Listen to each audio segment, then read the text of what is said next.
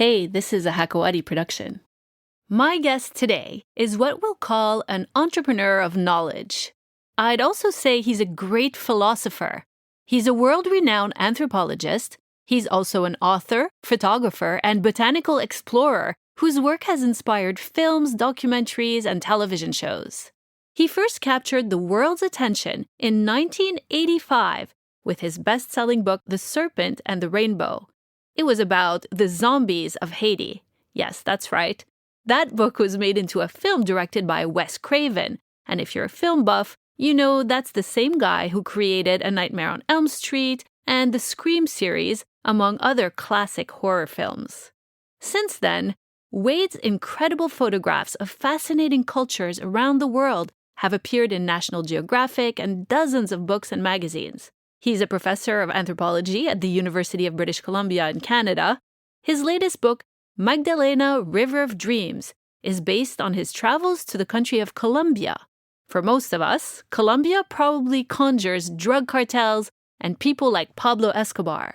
But for Wade Davis, Colombia is home to the greatest ecological and geographical diversity on the planet. And it's also a country that has many lessons for the rest of the world. Joining us from Canada, please welcome the one and only Wade Davis.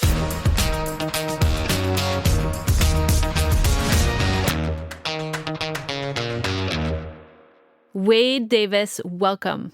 Thank you, Nye. How are you? I'm good. How are you? Very well, thanks. So, humans are facing some pretty challenging times right now all over the world. We have technology taking over every aspect of our lives. We have a pandemic that's preventing people from being the social creatures that they are. And then we have all these geopolitical changes happening. From your perspective as an anthropologist, what's going on in the world right now? Well, that's a big question, and it sort of reminds me of sort of the commencement speech or a speaker at a university who always begins his remarks or her remarks by saying, essentially, the world's a mess, it's up to you to fix it, which is sort of the biggest nonsensical thing to lay on a group of young people, because if the world is indeed messed up, it wasn't their fault, and it's not up to them to fix it. What graduating class from a college or what generation of people have ever lived through an era free of trauma and turmoil? Look at the bloodstained 20th century. And so we have these changes that are both of historic significance, but then we have the larger issues which are truly existential in character, such as climate change, the language crisis, the fact that we're living through an era when, by all academic consensus, fully half the languages of humanity are not being taught to children. So we're in a deeper sense losing, or at least putting at risk, by definition, half of humanity's social, ecological, spiritual knowledge, and none of this has to happen. So I think I try in my own mind to sort of separate out the events which, however traumatic in the moment, will in the end be seen as almost ephemeral, from those deep currents of history that will truly impact the human destiny. Well, that's a lot to handle for anyone. And you're right. It's so sad that this is being put on the shoulders of the younger generation. But let's turn our attention to your part of the world, Canada, but mainly the United States. You wrote an article last August for Rolling Stone magazine called The Unravelling of America, which, by the way, was one of their most popular articles in the whole entire year, I think. But a lot has happened over there, both with COVID, the effect on the economy, politically, of course. It's been quite a circus. Is it The Unravelling of America? Well, that piece, it became a story in of itself. It was it had a success that was unanticipated. It generated over 5 million viewers on their site, and on social media, over 362 million social media impressions within a couple of months. And I think it's because it looked at COVID not as a medical issue or an issue of morbidity or mortality, but through the cultural lens. And it really asked the question, what's become of America? And And the truth of the matter is, at that moment in time, Americans had kind of awoken to the reality that they were living essentially in a failed state, ruled by a dysfunctional government, at the helm of which was a buffoon of a president who was advocating the use of bathroom disinfectants for the treatment of a pandemic disease that he intellectually could not understand. And it struck me that the challenge for America is that it continued to look into the mirror and see only its exceptionalism, and didn't really see that the mirror had shattered and that the shards of glass were on the floor around the feet of the country. You know, all empires are born to fall. All kingdoms are certain to die. The 15th century belonged to the Portuguese, the 16th to the Spanish, the 17th to the Dutch, the 18th to the French, the 19th to the British. And the British Empire reached its greatest geographical extent as late as 1935. And you can imagine these Brits all around the world swirling their gin and tonics, blithely unaware that the empire was certainly over by the Diamond Jubilee in a sense, and certainly was bled white and bankrupt by the Great War. And so it's almost as if Americans awoke to a new era where the hinge of history had opened to Asia, as you know, frontline workers were waiting for emergency supplies of basic health goods to be flown in from China. It's like the British Times, the Irish Times remarked in a very prescient piece in saying there have been many emotions expressed about America since the Second World War, but one that had never been expressed until COVID was pity. And indeed, that's how much of the world had begun to look at America. You know, at the time, there were 2,000 people dying a day, which, you know, of course, was dramatically surpassed. Nobody could have anticipated that 500,000 Americans would die during this epidemic. And really what it was trying to suggest was not to gloat, not to ridicule America or even be negative America. I always thought of that piece as more of a love letter or like a family intervention where you can't, the first step on the path of rehabilitation is when you actually look in the mirror and see not what you think you are, but what you've become. And, you know, it's interesting. If you go back, for example, to 1940, even with Europe already ablaze, the United States of America was a demilitarized society. Bulgaria and Portugal had bigger armies in 1940 than the United States of America. And then as the war called upon the country to become the arsenal of democracy, and as to the credit of Americans, they really did save civilization. You know, American industrial strength together with Russian blood destroyed the Nazis. And had that not happened, we would have gone down a dark hole of unimaginable horrors. And the industrial might unleashed by America defies imaginings. For every 5 pounds of equipment, goods of all sorts that the Japanese Empire of the Sun got per capita to a frontline soldier in that war, the Americans got 2 tons across 13,000 kilometers of open ocean. You know, we produce Liberty ships by the day. The record for building a Liberty ship was 4 days, 17 hours, and 18 minutes. B-24s with 1.5 million parts pumped out by the hour. Enough trucks to send 500,000 without thinking to the Russians, 500,000 Jeeps to the Russians, 1 million miles of wiring to the Russians, 34 million uniforms to the Russians. Russian troops vanquished the Nazis, but they marched into Berlin on boots made in America, 16 million pairs altogether. The industrial output of the United States of America was simply astonishing during that war. And in the wake of the war, with Europe in ashes and Japan prostrate, America emerged triumphant, unscathed. 5% of the global population producing 50% of the world's economy, including 95% of the world's automobiles. And that wealth allowed for a democratization of capitalism, if you will. The 1950s were by no means a golden era, certainly if you were Black, a woman, or if you were gay. But in purely economic terms, there was a kind of golden age of capitalism in which all people were lifted, and such that there was a kind of a treaty between capital and labor, allowing for the weekend, allowing for the middle class, whereby a man in a factory job could buy a home, buy a car, put his kids through good public schools, and look forward to a promising future. It was at a time of income equity. You know, the marginal tax rates in the 1950s were 90%. That didn't mean that the rich all paid 90%, but the message was there. You know, a CEO of a major corporation, my own father-in-law, who ran Bell and Howell Company in the 1950s, his salary would have been perhaps 20 times that of a white-collared staff. Well, today those discrepancies would be more to 400 to 500 times that. Today, the top 1% control more wealth than the bottom half of the society, which has more debt than assets, whereas the top 1% controls $1 trillion of assets. So this income inequity also occurred during an era when that social contract was violated by globalization. And globalization, as any working man or woman can clearly see, is just a fluffed up term to describe capital on the prowl in search of cheap labor. And so as the factory jobs vanished, you suddenly were left behind this disaffected, almost abandoned cohort of the population.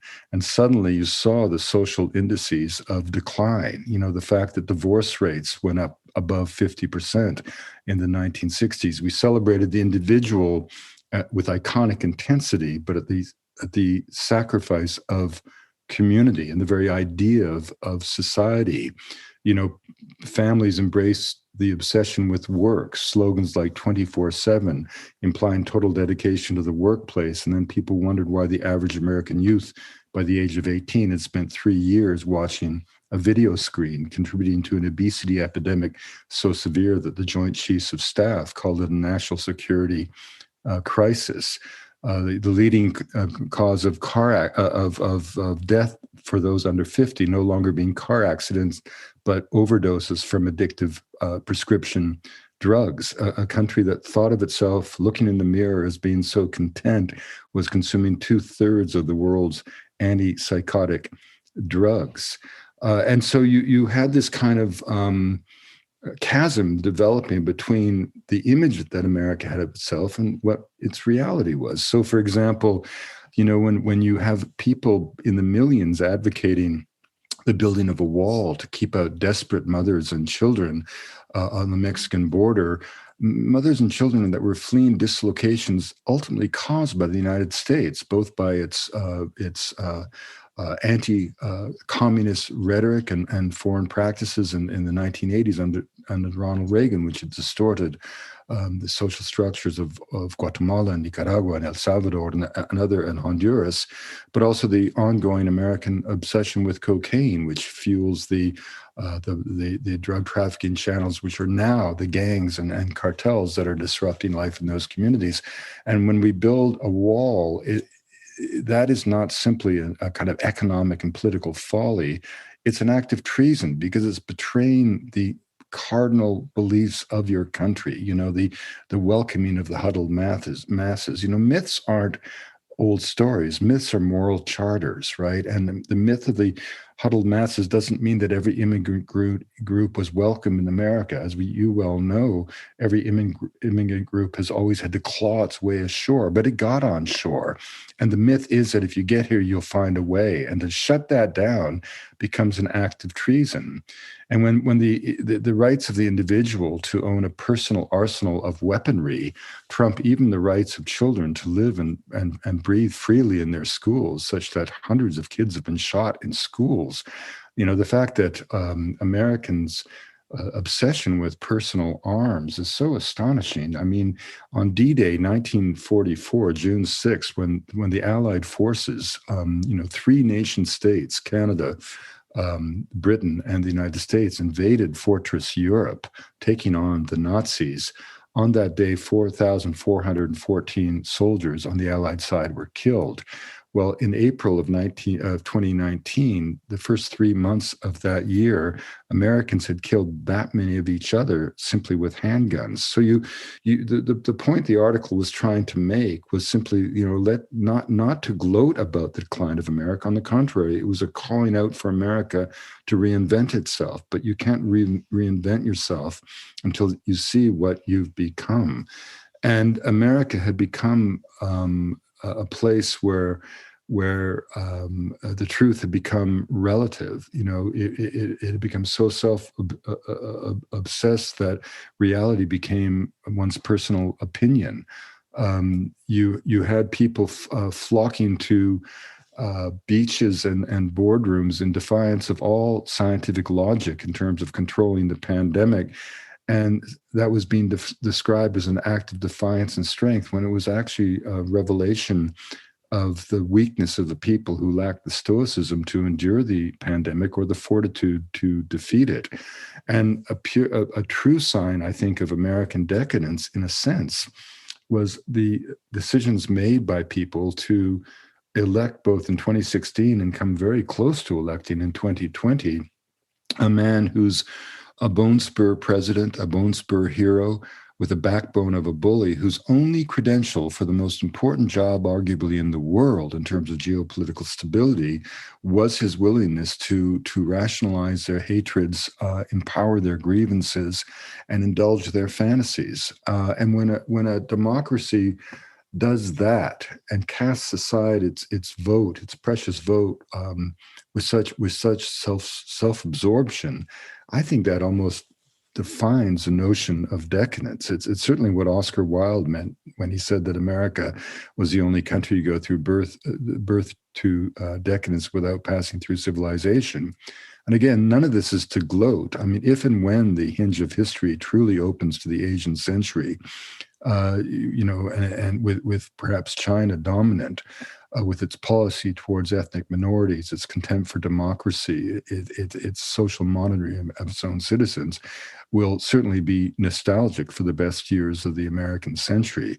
But if America doesn't look itself in the eye, the article was arguing, that shift in the power center of the world will indeed occur.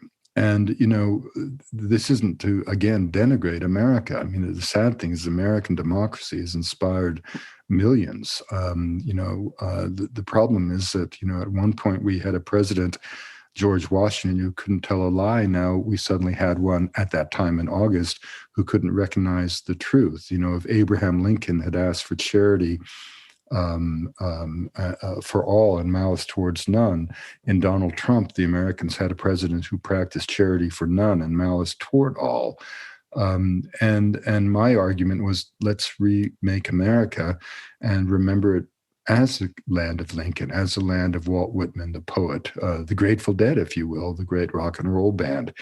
And so it was really, that article was really just trying to, in a sense, hold a mirror to what America had become, a country that practiced and celebrated education and a free press as the foundations of democracy, as Benjamin Franklin wrote.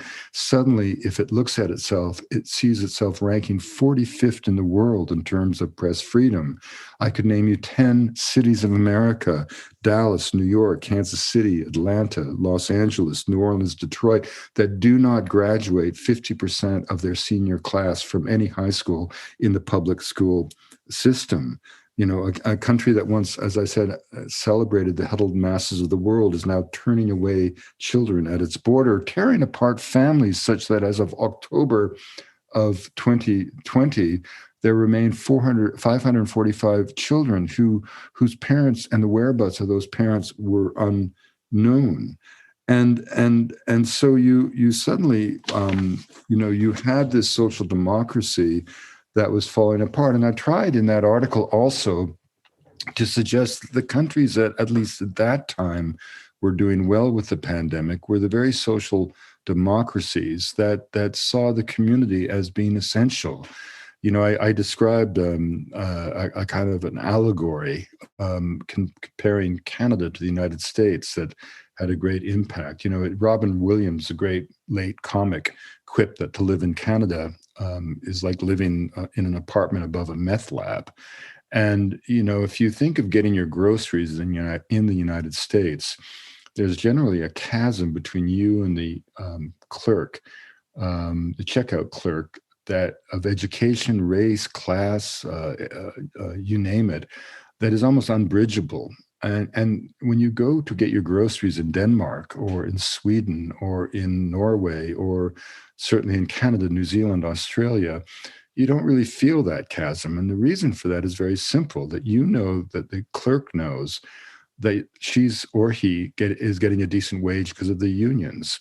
And that she or he knows that probably your kids go to the same public school. And these are public schools that are neighborhood based, but not funded by property taxes, which favor the children of the affluent, but by state grants that give every kid an equal chance to move up in life. And then the third element, which is the most essential, is the fact that the clerk at the till knows that that they know that if their kids get sick, they will get exactly the same medical care as your kids and the prime minister's kids. And those three strands woven together become the social fabric of democracy. This is one thing Americans do not understand, that healthcare has nothing to do with medicine. Healthcare has nothing to do with morbidity and mortality. Healthcare is all about social solidarity. It's all about sending a message to everybody within the nation state that they matter, that they count. Canada's no perfect place, as you know, but having lived here, now you know that the strength of our healthcare system is also its flaws. Because it's geared not to the individual but to the collective, and certainly not to the private investor who views every hospital bed as if a rental property. In Canada, we have a sense of consilience and cooperation. You would never have a Canadian politician running against Ottawa, for example. It would be a psychotic act. Our government is us. We are our government. And at the same token, we have the sense to understand wealth is not the wealth of a nation is not the currency accumulated by the lucky few, but rather the strength of the social relations and the bonds of reciprocity that link all of us in common purpose. That is what allows a social democracy to function. And of course, social democracy, despite what Americans often think of it, is not communism light. It's not socialism. Social democracy is simply dynamic entrepreneurial capitalism that simply focuses on everybody in the culture and every tier of society.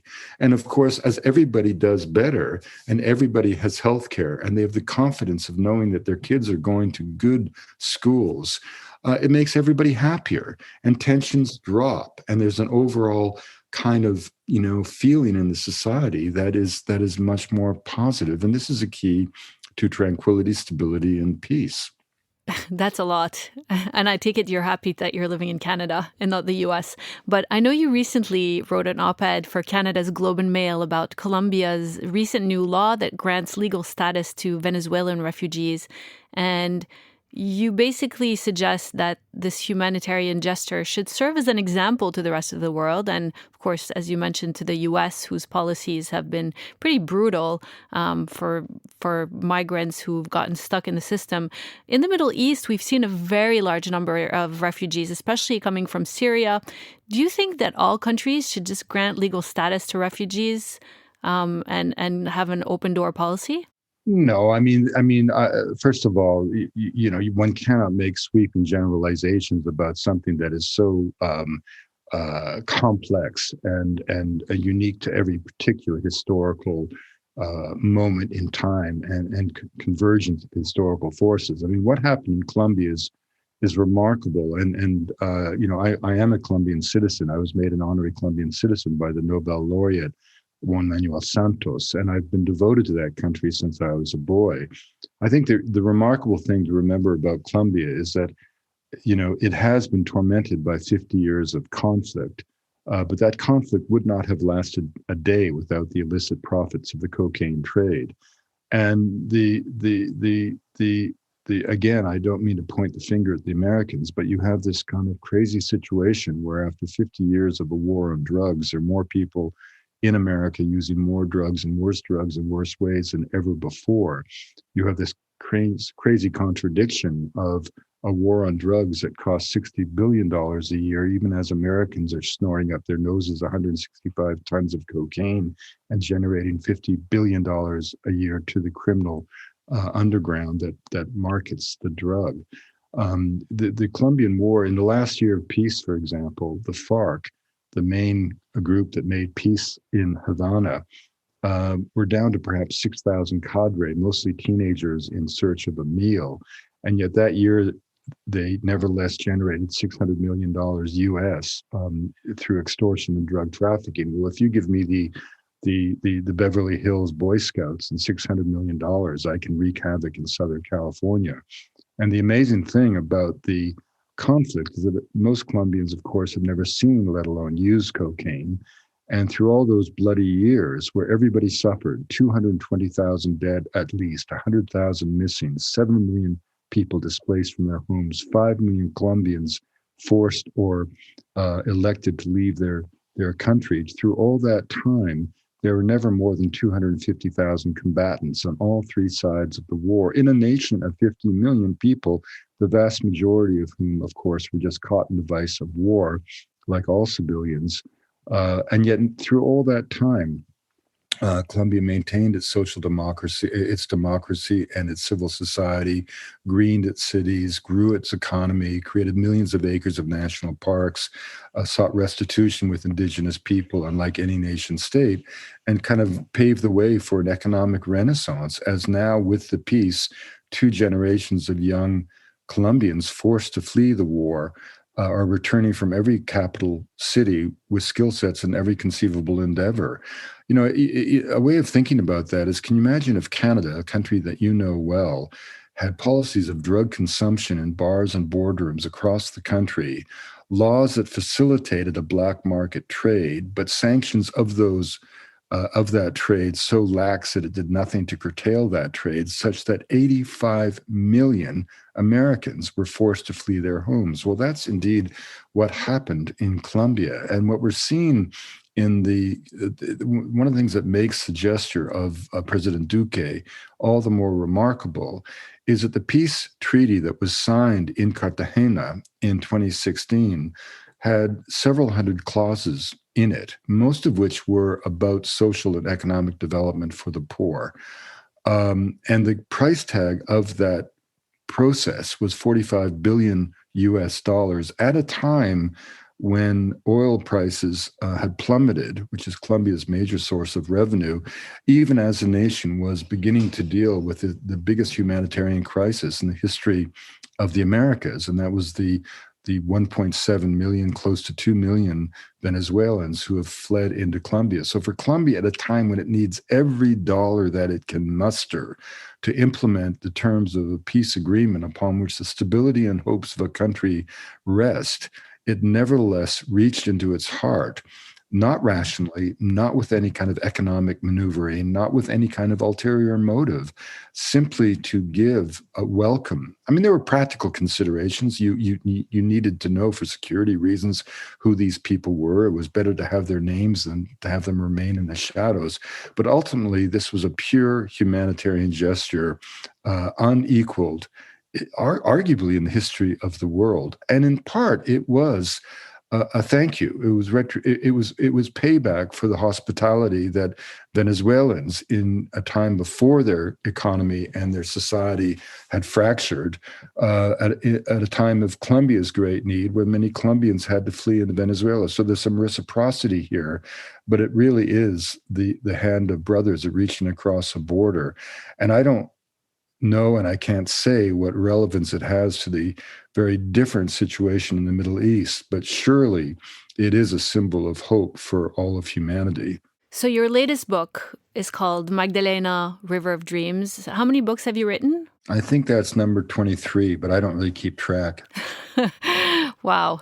Okay. But why did you write this one? Since you've written so many other books, you've done so many things. Why did you write this book? Well, this book kind of began, in a serendipitous way, as all book projects do. I had written a book called One River, El Rio, which was really an account of my travels in Colombia as a botanical explorer. And it was also the biography of my professor, the kind of greatest Amazonian explorer of the 20th century, who himself was a beloved figure in Colombia. Mountains bear his name, and he's widely acknowledged as one of the greatest scholars in the history of that country.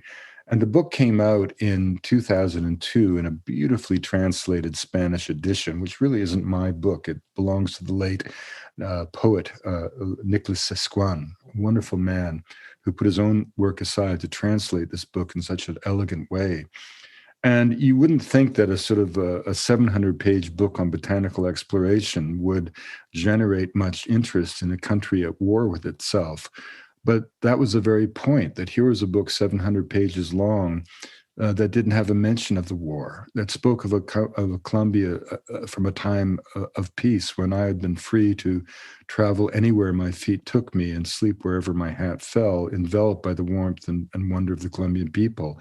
And for young people, that book, which began with a kind of a modest edition of 500 copies in Spanish, became like a map of dreams for two generations unable to travel within their own countries. And unbeknownst to me, it became this massive hit book, a cult book within the country. And on the basis of that, it had inspired a wonderful man who ran one of Colombia's great companies, Grupo Argos, a Fortune 500 company, to fund teams of botanists and photographers and writers to go to each of the 5 major regions of Colombia: the coast, the Andean Cordillera, the western lowland forests of the Chocó, the great eastern plains, and of course the Colombian Amazon, which is the size of France, to write books on each that would be not sold but gifted to every library in the country, to send a message to a new generation of young people that theirs wasn't a country of war and violence and conflict and drugs.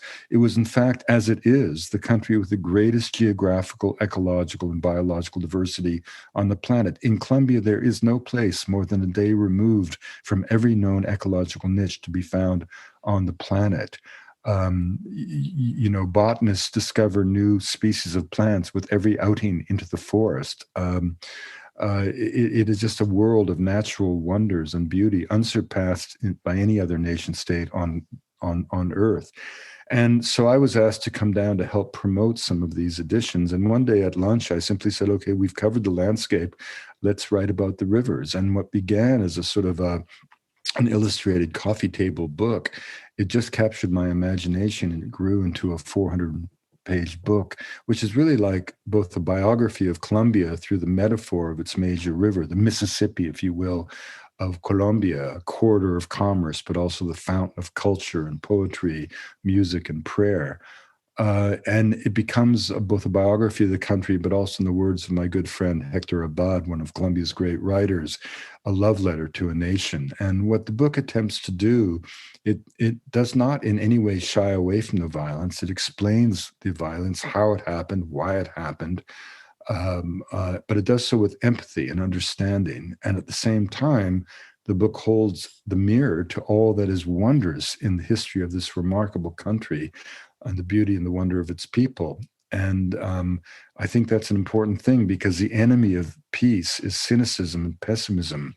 And it's difficult for us, although I think someone from Beirut or certainly from the Palestinian reaches of the Middle East can understand the psychological impact of being seen as a pariah nation. And that's how Colombia was seen. And so for 2 generations of young kids, ridiculed in a sense as they traveled simply because they were from the land of Escobar.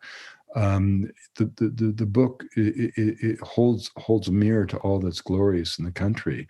I was very fortunate as a young boy that my mother, I don't know why or how, she was a relatively modest but determined Canadian woman, told me in the summer of 1967 that Spanish was a language of the future. And she worked as a secretary in an elementary public school all year to raise enough money to allow me to join a group of schoolboys that a teacher was taking to Cali, Colombia in the summer of 1968. And at that time, most Canadians had never been in an airplane. So the South American destination was terribly exotic. And I was the youngest of the group at 14 and the luckiest because whereas the 16-year-old boys spent the summer with wealthy families in the sweltering streets of Cali, I was billeted by chance with a more modest family up in the mountains at the edge of trails that reached west of the Pacific. And for 2 months, I never saw any of the Canadian lads who, unbeknownst to me, succumbed to what the Colombians called mamitis or homesickness, And not only did I not become homesick, I felt quite to the contrary, like I had finally found home. And it was kind of this kind of classic Colombian scene, children too numerous to keep track of, an indulgent father, a grandmother who muttered to herself on a deck overlooking flowers and fruit trees, an angelic sister who carried me and her brother home more than once, half drunk, to a mother kind beyond words who stood at the garden gate feigning anger as she tapped her foot on the stone steps. For 2 months, I was embraced by the wonder and the warmth of a people with a strange passion, and a quest for life, but a quiet understanding of the frailty of the human spirit. And so, as I say, whereas the other boys, many of them missed their home, I felt like I had finally found it. And so in the Colombian spirit, I encountered something that inspired an entire lifetime of wandering, as an anthropologist, as a student of culture, as a storyteller who tells the stories of humanity. Right. And I was going to ask you about that. You've done some pretty wild things. One of your earliest, most famous adventures was in Haiti, where you studied the zombie culture there, which I have yet to read more about. It's quite interesting. You've studied psychoactive plants in the Amazon. You drank blood with nomads in Kenya. It's all stuff of movies. You were also a National Geographic explorer, so you've been to far off places, including the far north in Canada. So I've heard you call yourself, to encompass all these things, an entrepreneur of knowledge, because I know you kind of followed this path without any kind of goal of, working for someone or having a specific kind of job. Explain what you've meant by that term, entrepreneur of knowledge. Well, we always say to young people that life is linear, that you go from A to B, and if you skip C and D, you never get to the rest of the alphabet. And anyone who's lived in a full life knows that life is made up of these serendipitous moments where you have an option and you have to make a choice. And the important thing is to find some inner compass so that you own those choices and you're not responding to or making decisions based on the thoughts of those around you, be them teachers or parents or friends or the society itself. Because the greatest creative challenge in life is to be the architect of your life. And in older age, I'm 67 now, I notice that bitterness always comes to those who look back on a life of decisions imposed upon them. And contentment in old age always comes to those who have, in a sense, been the architects of their life. As I grew up, I never could imagine, and I don't think most young people can imagine, any vocation that I could try on like a coat and that would envelop me all of my life. I've always seen work as just a metaphor, a vocation just as a lens through which to experience life, and only for a time. The word job has everybody's looking to have a job. But it's important to remember that the word job comes from the medieval French word gobert, meaning to devour. I prefer never to have a job, but to work harder than anyone I know. And that's what I think that phrase entrepreneur of knowledge really refers to. And the word work has a more positive ring to it because it comes from the Anglo-Saxon kind of root to create and inspire. And so I always say to young people, never have a job, but work harder than anyone you know. And one of the things that is very consequential when you don't work for somebody and you are self-employed, you never mistake activity for results. And that's one of the reasons that I've certainly been able to be as productive as I have, because I've never wasted time in the ephemera of the workspace.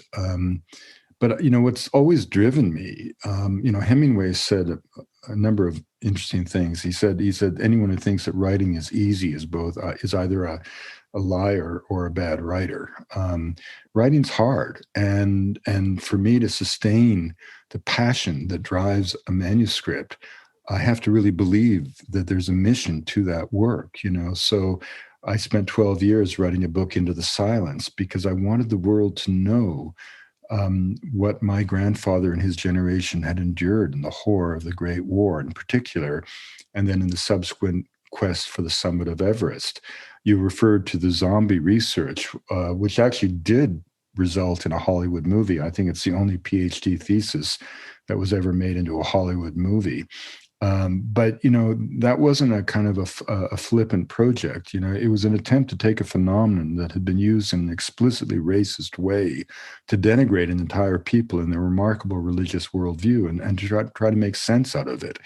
It's interesting, were I to ask you to name the great religions of the world, what would you say? Islam, Christianity, Judaism, Buddhism, Hinduism, whatever. There's always one continent left out, sub-Saharan Africa, the tacit assumption being that people south of the Sahara in Africa had no religious beliefs. Well, of course they did. And voodoo is not a black magic cult. It's a complex metaphysical worldview. The word voodoo is just a phone word from Dahomey that means spirit or God.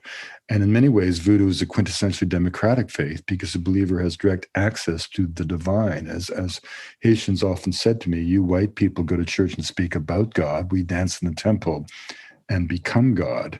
And so that project, which was an attempt to find the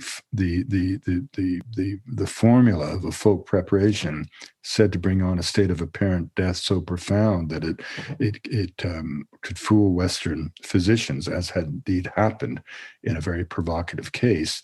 I was sort of sent down to find that drug for medical research, but I found myself, of course, not exploring.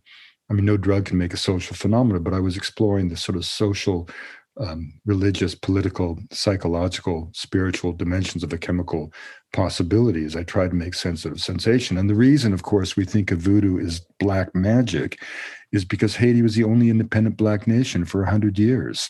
It bought shipments of slaves destined for the American slave market and granted them freedom. It funded Simon Bolivar on the condition that he free the slaves in Gran Colombia. And the U.S. Marine Corps occupied Haiti in the 1920s, and everybody above the rank of sergeant got a book contract. And these were mostly Marines from the American South during the era of Jim Crow. And the books had names like Cannibal Cousins, Black Baghdad, Voodoo Fire in Haiti, The Magic Island, The White King of La Gonave, A Puritan in Voodoo Land. There were dozens of these books, all of them filled with pins and needles and voodoo dolls that don't exist, children bred for the cauldron, zombies crawling out of the grave to attack people. And they gave rise to the RKO movies of the 1940s, Night of the Living Dead. And they essentially said to the American people that any country where such abominations occurred could only find its redemption through military occupation. And all of it was utterly and totally false. So that book was an attempt to reveal the beauty of the African spiritual worldview. And all of my books have had that kind of mission, in the same sense that the book Magdalena, River of Dreams, the latest one, is trying to present to the world through empathy and grace and love the true dimensions of a country that in many quarters has been reduced to caricature, utterly unjustly, utterly unfairly. And if people knew the true beauty and wonder of Colombia, they'd realize that the only danger of traveling to Colombia is a distinct possibility that you will never want to leave. You mentioned some similarities in the sense that people, migrants in Colombia from Venezuela or from Colombia to Venezuela, have something in common with the people here who are being chased out of their countries and they're disenfranchised and they get treated as lesser human beings because of their circumstances. But do you draw any other parallels between the history of Colombia and the history of certain countries in this part of the world? Well, I don't have a great deal of experience in the Middle East, but of course I've traveled in Egypt and Jordan and further north in Turkey. I recently was in Jerusalem, and I needed to lecture to an audience of mostly wealthy Americans, conservative Americans, about the Middle East conflict. And I had been sort of peripherally, obviously, like any other educated person, aware of the conflict. My own father-in-law, Senator Charles Percy, who was almost president of the United States, he turned down Nixon's offer of the vice presidency, and he was also instrumental in Watergate, and was a really remarkable liberal Republican. And he had devoted his life to peace in the Middle East, and eventually he was. He was driven out of office, frankly, by the Israeli lobby in the United States, because he had been in favor as Senate Foreign Relations Committee chairman of the selling of the AWAC early warning planes to Saudi Arabia. And this provoked the wrath of the Israeli community. But he was never anti-Israel. He was pro-Middle Peace, and his feeling was that the American foreign policy shouldn't be held hostage by one side of the conflict. And he worked all of his career to try to both encourage Americans to see that, but also to do what he could, working through personal diplomacy to bring peace to that region. Or be part of the peace process. It struck me as I read a number of books and, in preparation, as I was going to go to Israel for the first time. One of the things I had noticed in my wanderings in Jordan was this sort of fantastic condensation of geography, how you could begin to walk from a dry desert across a landscape, which from a Canadian point of view was so minuscule in scale, and gradually see the landscape becoming more and more arable. And you suddenly realized how every square centimeter of land was significant. And that was an eye-opener for a Canadian, because of course we could throw the entire Middle East, or certainly Israel, into any part of Canada, and the Israelis would never find it. But I had a graduate student who was a Jewish scholar and son of a rabbi, and his grandfather had been a great Zionist who had actually been encouraging the reestablishment of a new land in Africa. That was one of the possibilities before the creation of the State of Israel.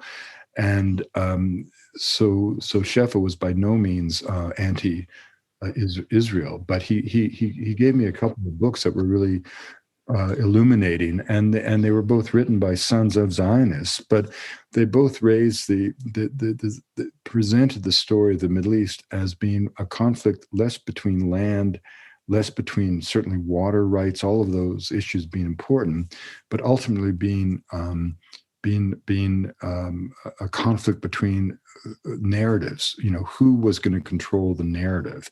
In other words, you had for 1900 years the Jewish people in exile, with this kind of lingering and ongoing inspiration of the lost homeland, a place that had sort of drifted from history into the realm of myth, but the notion of return was always lurking and inspiring, and so on. And then the challenge coming by the fact that when finally a return to the homeland, obviously it was not a single step, but through the 20th century, in the early years of the 20th century, as immigration grew, there was a cold inconvenience set in the 1900 years of Jewish absence. A Palestinian culture had rooted in those lands, and in a way, the presence of the Palestinians was inconvenient to the narrative of the Zionist dream. And so in time, it was fine for the Palestinians to inhabit the landscape in a kind of biblical sense, evocative of the fantasy of the ancient homeland. But as for intellectual Palestinians, a mercantile class that created such a prosperous Palestine, this simply wouldn't do. So, in a sense, the recreation was about reinventing a narrative.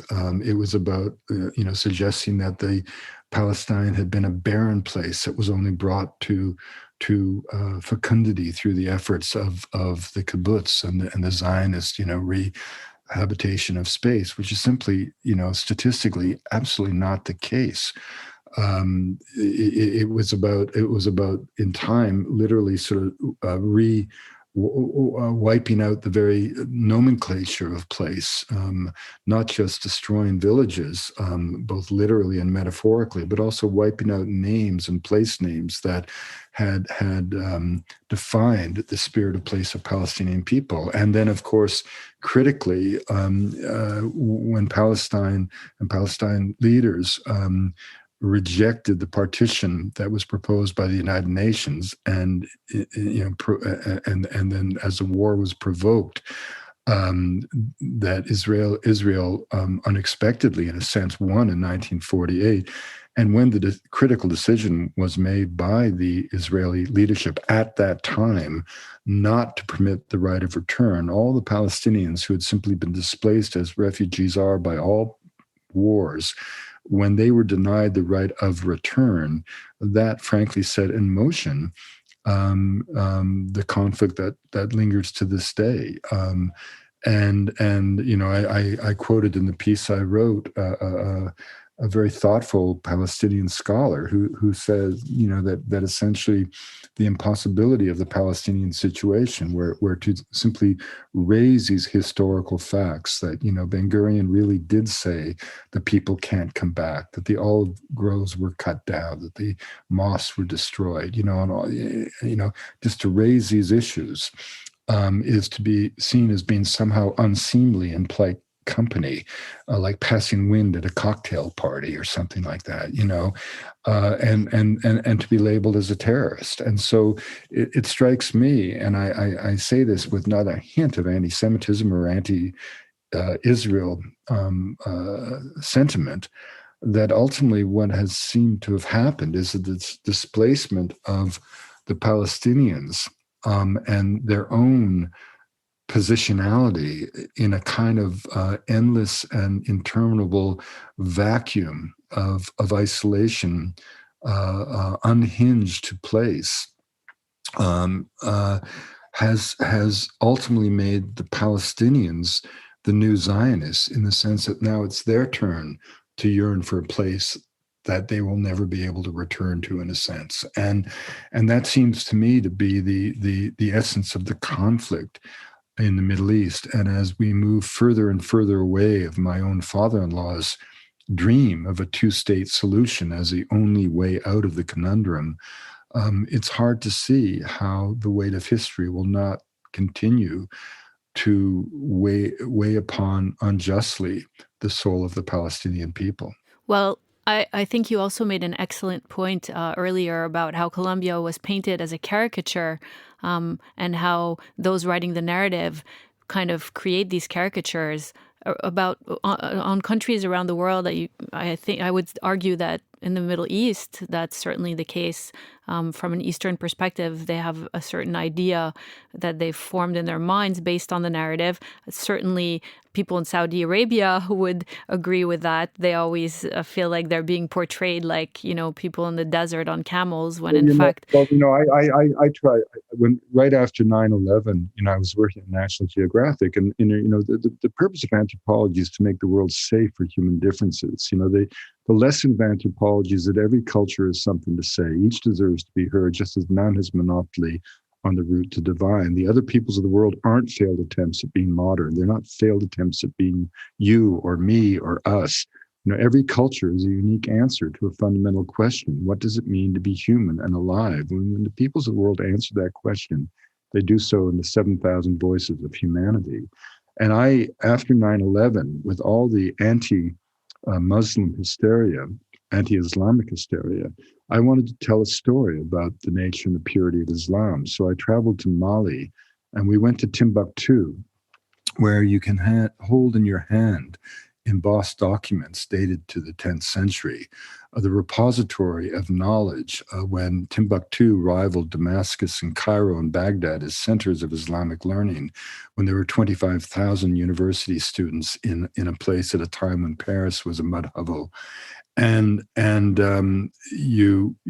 could hold these documents that not just of religious texts, but of botany, of chemistry, of astronomy, and it was a way of trying to remind the American audience in particular that the entire glory of the ancient Greeks only survived to inform the Renaissance because it was held in the repository of the great Islamic scholars like Avicenna and the documents of Timbuktu. And then we traveled north to 1,000 kilometers into an ancient salt mine called Taudeni, where the salt wasn't a condiment. It was the sacred essence of the desert. It once traded ounce for gold from West Africa, during the time before the discovery of the New World, when 2/3 of Europe's gold came from equatorial West Africa, 52 days overland from Timbuktu to Marrakesh.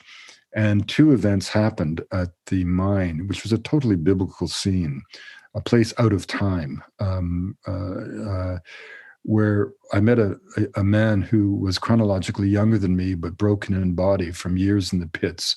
He had been caught in debt peonage for having borrowed money from a merchant to save his child. And he was trapped in debt. And his debt turned out to be less than a dinner for four in New York. So I paid him the money, and then a yellow mist of sand swept across the site where he lived in a hut of stone slabs with only the rags on his back as his possessions. And he disappeared in this kind of sandstorm. And I never knew if the money had bought him his freedom, whether he was telling me the truth, whether he was pulling my leg, whether he was killed for the money I gave him. I never knew. But his last words were to thank Allah for the grace of this moment. And then as I came south, we came on a caravan going that we had met as we came north, and they were heading south, and the slabs of salt had gotten wet in an unusual rainstorm. And if it gets wet, it breaks and loses all value. So the caravan of 7 or 8 boys, all the wealth of their families, had been forced to stop in the desert to let the salt dry out for 3 days. And there's no margin of error in that 20-day march to the mine. And so the entire group were down to a liter or two of water. And they had just sent off one of their members to walk 25 kilometers to a hole in the desert where they might be able to squeeze some water off the clay. And there they were, 250 kilometers from the nearest well. And as soon as we came upon them, what did they do? They kindled a twig fire, and with their last supplies of water, brewed us tea, honoring the Bedouin and adage that you will kill the last goat that keeps your children alive with its milk to feed a wandering stranger, because you never know when you will be that stranger, needy and cold and hungry, coming out of the desert in the middle of the night. And as I watched Muhammad pour me that first cup of sweet tea, I thought to myself, these are the moments that allow us all as human beings to hope. I want to ask you this a little bit on a different note. You've studied psychoactive plants. You've studied extensively botany. You've experienced it personally. Do you think that psychoactive plants can be useful for raising humanity's consciousness in some way? Have we mistakenly shut the door on these in modern urban societies in favor of all these processed drugs and pharmaceuticals? Well, there's a lot in that question. First of all, psychoactive substances have a completely ambivalent potential for good or evil. They create a certain template upon which psychological forces, even spiritual forces, can be unleashed. But much depends on the set and setting of the individual, the mental set brought to the experience of physical setting in which the substance is taken. And remember that the distribution of these substances is unusual. 90% of them are from the New World, because the use of the plants is rooted in culture. And in other parts of the world, whether it's the Buddhist tradition in the subcontinent, or spirit possession in West Africa, people have found other doorways to the gods, if you will. But in the Americas, traditionally, in the Amerindian civilizations, the use of these plants represented sort of the spark of consciousness, the doorway, if you will, to the gods. Um, and they certainly have great potential in clinical practice, but not in counterpoint to the use of pharmaceutical drugs, for example. I mean, there's a tendency to be critical of allopathic medicine, particularly in the West. Well, but believe you me, if either of us cut off an arm in a car accident, we wouldn't want to be taken to a shaman or to an herbalist. I mean, we are literally living through a period where allopathic medicine, traditional Western medicine, has once again come to the fore to literally save us. I mean, think about it. Until COVID, the fastest development of any vaccine in history was 4 years, for months.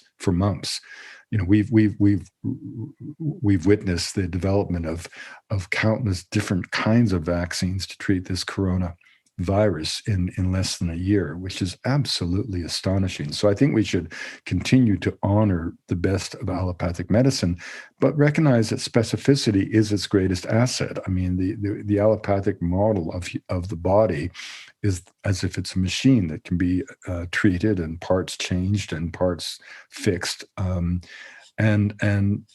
for most traditional societies, that kind of dexterity does not exist, but in its place comes a certain sensitivity to the totality of the human experience. And where shamanic medicine can come to the fore is when it treats issues of the emotions, issues of psychological issues of the mind-body interaction that we all know to be a real thing. Psychosomatic doesn't mean fake; it means mind-body, and we all know that we rarely get sick the day after we fall in love, but we often fall ill the day after our lover leaves us.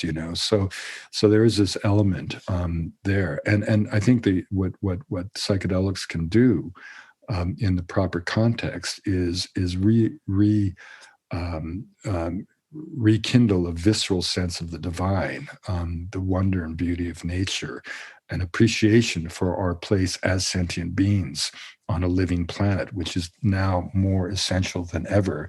And this ultimately is the gift of indigenous people. In the Western tradition,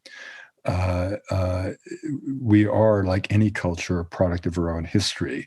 And as we tried in Europe to liberate ourselves from the tyranny of absolute faith, we threw out all notions of myth, magic, mysticism, but above all, metaphor. And as Descartes kind of de-animated the world, the world became seen as a stage upon which only the human drama unfurled. And science made a house cleaning of belief. We de-animated the world such that the mountain was just a pile of rock ready to be mined. Well, most societies around the world think very differently. And the triumph of secular materialism of the West, despite its power, dominance, and ubiquity, shouldn't imply that it's the norm. It's the anomaly. The more consistent relationship that human societies have developed is not one based on extraction, but based on reciprocity. The simple idea that the earth owes its bounty to humans, but humans in turn own their fidelity to the earth. And that's celebrated through ritual and in very Baroque ways, but it's a fundamental idea that has real consequences, because if you believe, for example, that a mountain is in fact a deity that will direct your destiny, you're going to have a different relationship to it than if you believe it's a pile of rock, and particularly in terms of the ecological footprint of your culture. So what we need to discover, and what COVID is urging us to discover, is the realization that we are all biological beings on a living planet.